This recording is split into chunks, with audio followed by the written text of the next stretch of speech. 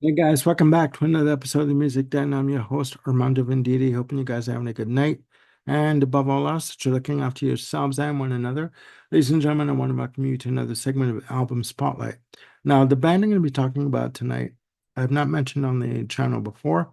I've talked about their lead singer, but the band themselves, I've never mentioned them. I've never covered an album of theirs in Album Spotlight prior to now. That band is Porcupine Tree, and the album in the spotlight tonight is Fear of a Blank Planet. Now, the title of Fear of a Blank Planet was a direct takeoff from Public Enemy's album Fear of a Black Planet, released in 1990. Now, Fear of a Blank Planet was released on April 16th of 2007, recorded from October to December of 2006 in London and Tel Aviv. It was produced by Porcupine Tree, released on Roadrunner Records in the UK, Atlantic Records in the US, and Wea Music in Canada.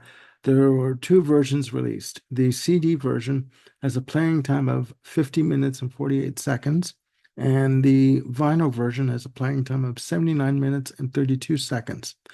There were two singles released from Fear of a Blank Planet. And those singles were the title track and Way Out of Here.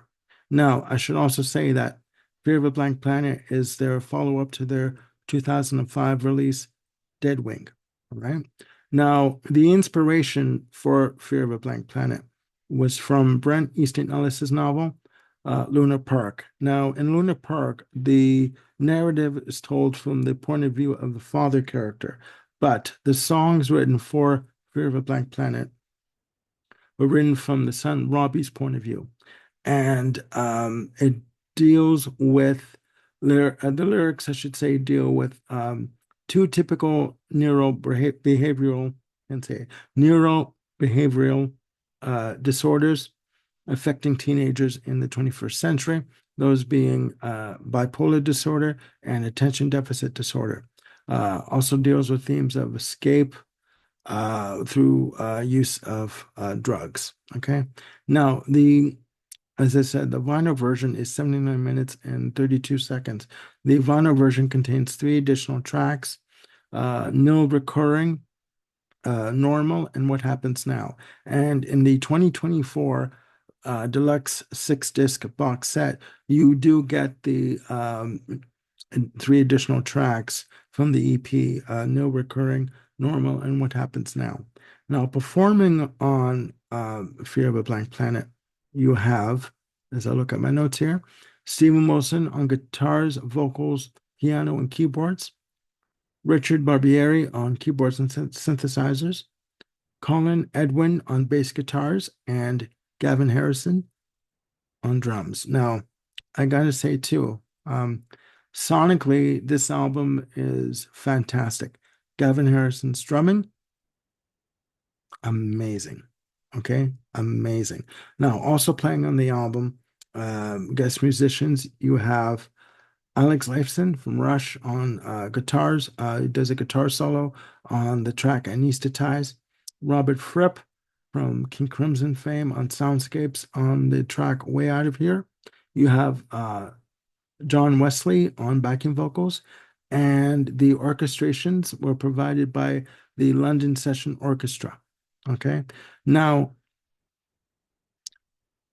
I'm pretty new to Porcupine Tree. I've obviously I've heard of them, and I've seen their albums in the stores, but I never really dove into their music. I got into Stephen Wilson through his work doing remixes for Jethro Tull, among other bands, but I never really dived into Stephen Wilson's work until around about a year ago.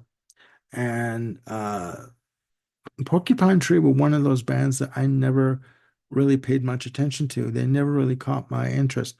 But I'm always one to trying something new, right? Wanting to listen to different bands and get into music that would inspire me to want to listen, to listen more. And after listening to this album, hell yeah, it is dark, it is heavy, it is stark, melancholy in spots, but at the same time, accessible. very much accessible. Now, I'll go through the tracks with you. Again, I tackled for this segment, I tackled the standard edition of the six-track CD version. Now, the album starts off with the title track, Favorite Blank Planet. And in my notes I have here, there's a lot of melody and counter melody on the an acoustic guitar in the intro. The lyrics deal with resignation to one's life. Okay. The tempo is a fast tempo on the drums. There's a great mix of synth and guitar textures and a lot of heavy rhythm guitar. Now, uh, the next track, My Ashes. All of these lyrics for all these tracks, they're very,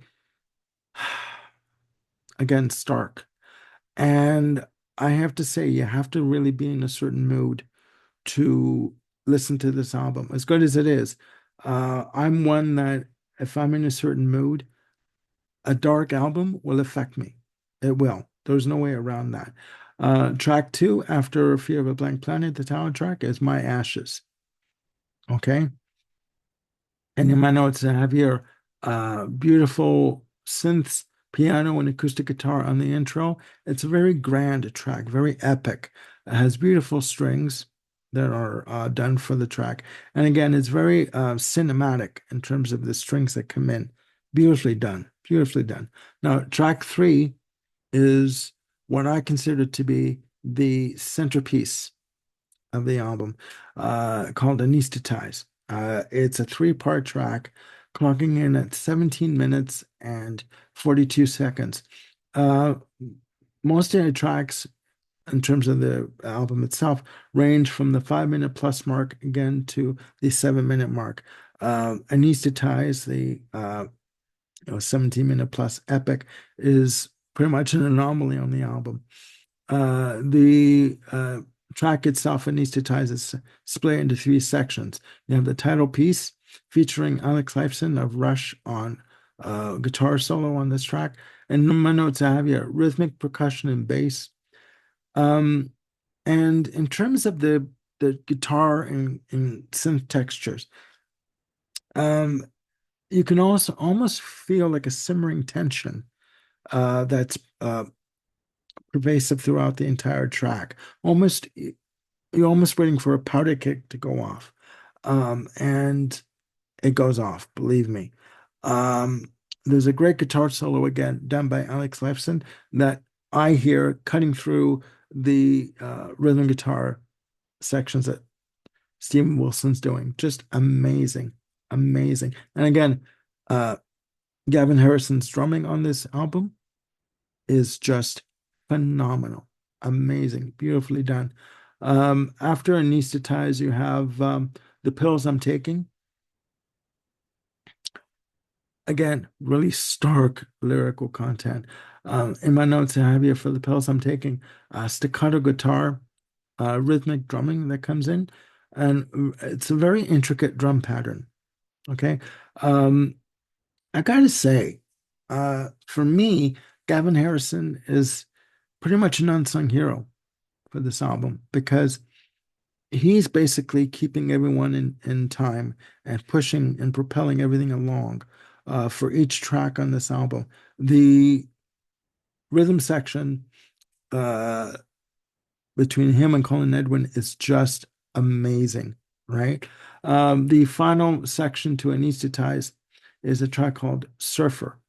And in my notes, I have your atmospheric synths that come in, uh, guitar melody that comes in. Are the drums are very steady. The drum pattern is very steady for the track, and they pretty much keep the track going. And there's an underpinning of organ that comes in very subtly, right? And there's a good mix of what I hear as mellotron and organ combined to create these almost I was going to say, I guess, symphonic textures. Okay. But it is beautiful. It is amazing. Uh Track four is a track called Sentimental. And in my notes I have here, it's another lengthy track, 5 minutes and 29 seconds. Um, a great piano passage. The drums underpin the piano. So like the drums are kind of like underplayed or understated, I should say, to sort of keep the piano going. Beautiful wall of guitars. There's a lot of guitar textures on this album, and it's a lot of heavy rhythm guitar. But the guitars are used as sort of like a backdrop to what's going on the synths and the drums, and and the vocals. Um, they sort of build up a nice wall of textures on the using guitars, and also nice acoustic guitar flourishes on this track. Just amazing. Track 5 is the second single, Way Out of Here, featuring Robert Fripp on Soundscapes. Now, this track clocks in at uh, 7 minutes and 37 seconds. There's different sections to this track. Now, in my notes, I have here very measured passage that starts, that's being counted in. And the guitars come in uh, almost like a melody counter melody, almost kind of like a feeding off one another, a call and answer kind of thing. And at 1 minute and 49 seconds, the band come in heavy, really heavy, with on the choruses. The drums are prominent in the mix, really, up front and beautifully done. Nice thick guitar tone on the guitar solo. At 4:11, everything just quiets down, just kind of stops. And I've used this before. There's a good use of light and shade on this album. Light for me being the soft sort of keyboard pastoral sections, and shade being like the heavy guitars that come in and bass. And it's beautifully done, very atmospheric. Okay. It's almost like when you listen to this album, you're drawn into this world of Robbie's and what he's dealing with, right? And you're basically pulled in and you can't escape from it. And, you know, which depending on the way you feel, you could like it or not. But I loved it. And at 4:49, there's more heavy rhythm guitars that come in until around 6 minutes and 6 seconds. And then the drums continue on the same drum pattern that they started on the beginning of the track, basically carrying the track along to the very end.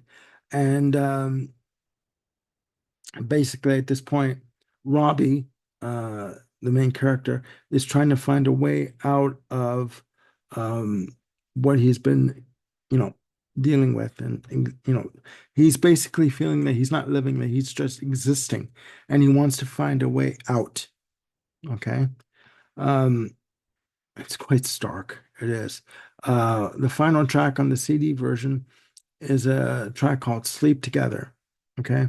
Clocking in at 7 minutes and 26 seconds. And in my notes, I have here rhythmic synths and Moog on the intro. The drums come in and very atmospheric synths that come in. Very ominous strings that are played.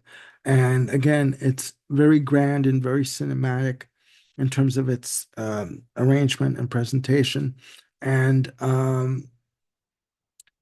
the lyrics for Sleep Together, it's not what you're thinking. And for those of you who know the album, you know what I'm talking about. He's not talking about anything sexual or anything of an intimate nature. He's talking about um, basically escaping, doing the eternal sleep, taking enough drugs so he doesn't have to wake up anymore. And it's very, again, the strings add an emotional component to the piece. And you hear at the very end of the track one final snare hit on the drums, and the album's over, right? So it leaves it open very ambiguous as to what happens at the very end of the story. Does he find a way out safely, or does he succumb to taking the pills, the pills, and succumbing to, you know, going under and basically dying at the end of the story? You don't know, but it's again, it's a very dark album, very beautifully put together sonically. It is one of the best albums I heard of the 2000s. It is great. It is fantastic. And I'm going to be diving into more of Porcupine Tree's catalog going forward.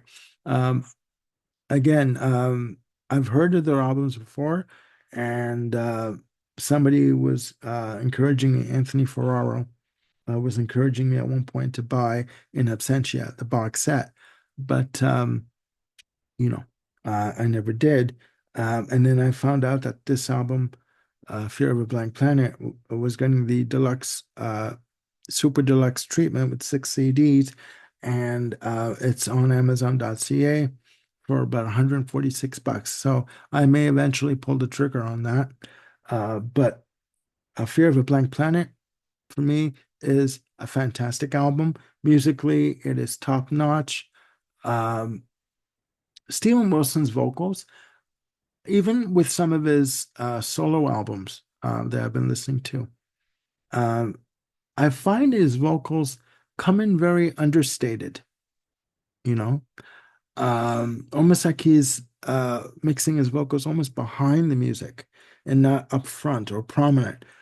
This album, Fear of a Blank Planet, he's coming through major, big time, very strong, very charismatic, very forceful at times, and it is working beautifully. So please check out Fear of a Blank Planet. Don't take my word for it. You can stream it on YouTube. You can get it on Discogs, Amazon, wherever you get your CDs. On Amazon, the standard edition is going for like $28.99 or $29.99.